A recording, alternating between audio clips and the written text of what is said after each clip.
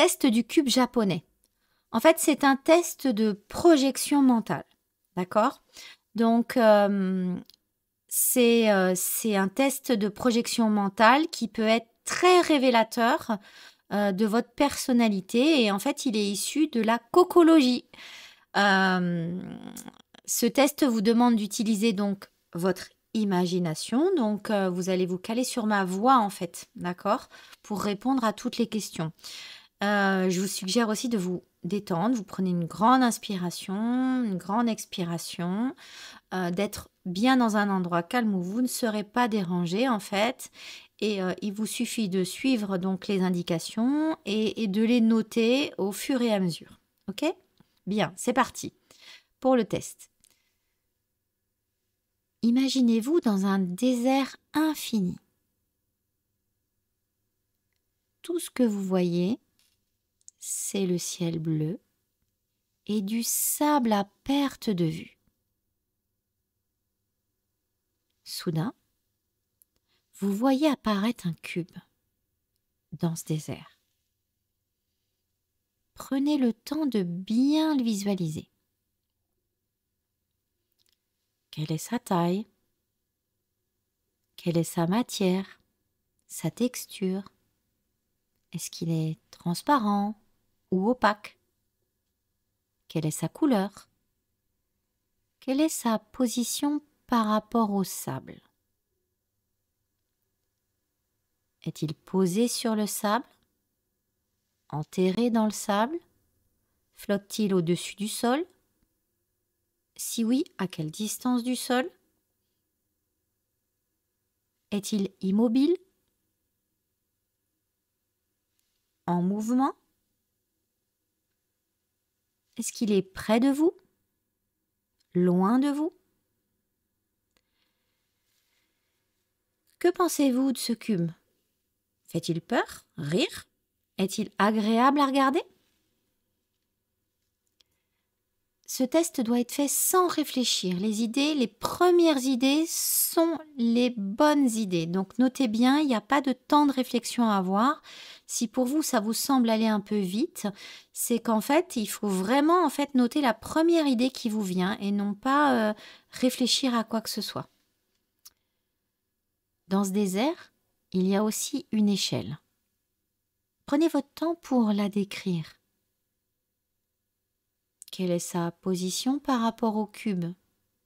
Est-elle appuyée sur le cube? Au-dessus du cube? En dessous? À côté? En quoi est-elle faite?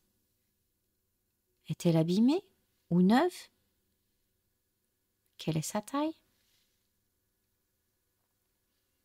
Bien, à présent, remarquez qu'il y a des fleurs. Quelle est leur couleur? Combien y en a-t-il? Où sont-elles par rapport au cube? Sont-elles ouvertes, fermées, fanées?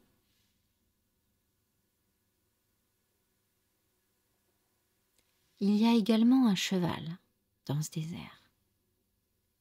Comme précédemment, décrivez-le bien. Quelle est sa constitution? Est-ce qu'il est robuste, fragile? Vous semble-t-il doux, gentil, intrépide, intimidant? Que porte-t-il sur lui? Des selles, des rênes, une couverture? Est-il libre ou attaché? Où se trouve-t-il par rapport au cube? À quelle distance? Enfin, imaginez qu'une tempête se déclenche dans ce désert. Que se passe-t-il? Se rapproche-t-elle de vous? S'éloigne-t-elle? Le ciel est-il obscurci? Est-ce qu'il pleut? À quel endroit? Est-ce une grosse tornade ou une simple pluie? À quelle distance est-elle du reste de la scène? Quel impact a-t-elle sur le cube, le cheval, l'échelle et les fleurs? La tempête était-elle brève ou longue?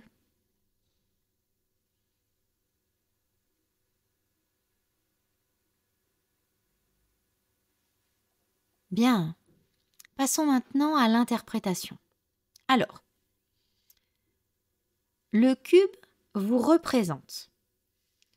Donc, votre impression sur cet objet est la façon dont vous vous considérez vous-même. Par exemple, vous l'avez peut-être imaginé en cristal. Le cristal peut vous donner une sensation de pureté et de fragilité. Cela reflète alors dans votre compréhension de vous-même. D'accord?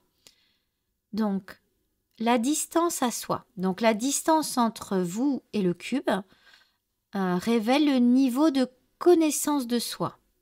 Si le cube est éloigné, vous devez travailler sur votre connaissance de vous, votre estime de vous. Au niveau de sa taille, si le cube est grand, vous avez une grande confiance en vous, soit un ego un peu fort. S'il est petit, vous êtes soit timide, soit humble. Maintenant, parlons de sa position. Si le cube est posé sur le sable, alors vous avez les pieds sur terre. Plus il flotte haut, plus vous êtes rêveur, plein d'imagination, mais irréaliste. Sa matière, si le cube est transparent, alors vous n'avez rien à cacher. Vous êtes une personne honnête et ouverte. Plus il est opaque, plus vous êtes réservé ou plus les autres ont du mal à vous comprendre. Si le cube est fait de matériaux solides, alors vous avez une bonne estime de vous, une personnalité forte. Si le cube est en or, vous voyez comme très précieux. S'il est en bois, vous savez rester fidèle à vous-même et vous êtes loyal. Si c'est un Rubik's Cube, vous êtes quelqu'un de très complexe. Réfléchissez à vos réponses, il peut y avoir d'autres interprétations possibles. L'échelle représente vos proches et votre entourage, famille, amis. La distance avec le cube. Si l'échelle est posée contre le cube, alors cela signifie que vous êtes près de votre entourage, qu'ils peuvent compter sur vous et vous êtes ouvert à la communication, mais vous pouvez être dépendant d'eux. Au contraire, si elle est éloignée, cela signifie que vous préférez être indépendant. Plus elle est loin, plus vous avez tendance à former une coquille autour de vous et à éviter de laisser les gens trop s'approcher. Si l'échelle est petite, cela signifie que vous préférez avoir un petit cercle d'amis fidèles. Si elle est grande, alors vous préférez avoir un grand cercle social et vous avez certainement beaucoup d'amis. Sa matière. Si l'échelle est faite de plusieurs matériaux différents ou de matériaux atypiques, c'est que vous avez un cercle d'amis différent de la normale. Si l'échelle est solide, c'est que vous vous sentez en sécurité parmi vos proches. Si elle est en bon état, alors vos liens d'amitié sont solides. Si l'échelle est en mauvais état, alors vous avez souvent des relations tendues ou compliquées avec vos proches. N'oubliez pas qu'en fonction de vos réponses et de celles de vos amis, vous pouvez affiner vos interprétations.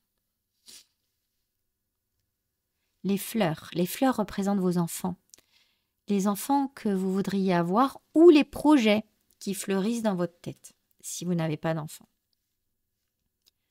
Si les fleurs sont proches du cube, c'est que vous vous sentez très proche de vos enfants ou futurs enfants ou que vos projets se concrétisent. Si les fleurs sont éloignées, cela signifie que vous ne voulez pas d'enfants, que vous préférez avoir vos enfants indépendants ou que vous n'êtes pas encore prêt à mener à bien vos projets. Si elles sont en floraison, cela représente un état d'esprit positif sur la vie de ses enfants ou de ses futurs enfants ou de ses projets. Au contraire, si les fleurs sont repliées, fermées, voire fanées, c'est que d'élever des enfants ou réaliser vos projets vous semble difficile. Si vous avez vu plein de fleurs de types et de couleurs différentes, alors vous faites beaucoup de plans sur la comète concernant vos enfants ou vos projets. Si les fleurs sont toutes identiques et de couleur unique, vous avez une approche plus rationnelle et organisée dans l'éducation des enfants ou l'élaboration des projets. Le nombre de fleurs représente l'intensité de ces sentiments. Donc plus il y a de fleurs, plus vos sentiments débordent. Le cheval représente quant à lui la façon dont vous voyez votre partenaire actuel ou recherché et votre vie amoureuse. Donc prêtez attention à tous les mots que vous avez utilisés pour le décrire. Si le cheval est robuste et fort en couple, cela signifie que votre partenaire est fiable, que vous lui faites confiance, qu'il vous protège. Célibataire, vous recherchez un partenaire comme ça. Au contraire, si le cheval a un aspect plus fragile, alors c'est vous qui voulez protéger votre partenaire. Vous recherchez un partenaire plus soumis. Si le cheval vous semble doux, docile, gentil, c'est que vous êtes tout à fait à l'aise avec les personnes du sexe qui vous attirent. Les filles, si vous les aimez, les garçons, si vous les aimez, les raclettes, si vous aimez le gras. Au contraire, si le cheval vous paraît plutôt intrépide, majestueux, intimidant, alors vous pouvez parfois être intimidé par ces personnes ou au contraire les idéaliser. La distance, donc imaginez le cheval près du cube, indique que vous êtes ouvert à une relation ou que vous vous sentez bien dans votre couple. Vous avez ou vous cherchez un partenaire qui soit proche physiquement et moralement. A l'inverse, si le cheval est loin du cube ou s'il se déplace dans la direction opposée, alors en couple, cela signifie que vous vous sentez éloigné de votre partenaire ou bien qu'il ne présente pas ou plus que vous recherchez. Célibataire, vous ne vous sentez pas prêt à vous ouvrir à quelqu'un ou à partager votre vie. En termes d'attache, si le cheval a des rênes, une selle ou qu'il est attaché, c'est que vous avez un certain besoin de contrôle dans vos relations amoureuses. Un cheval sauvage et libre montre que vous préférez des relations sans trop d'attache ou que vous savez laisser son indépendance à votre partenaire. Et s'il est couvert par une couverture, vous avez un besoin de protection. La tempête représente vos problèmes de votre façon de les aborder. Donc, plus la tempête est menaçante, plus vous rencontrez des difficultés importantes. Si la tempête est proche du cube, alors vous vous laissez emporter par le stress en ce moment et vous risquez de vous retrouver noyé dans vos problèmes.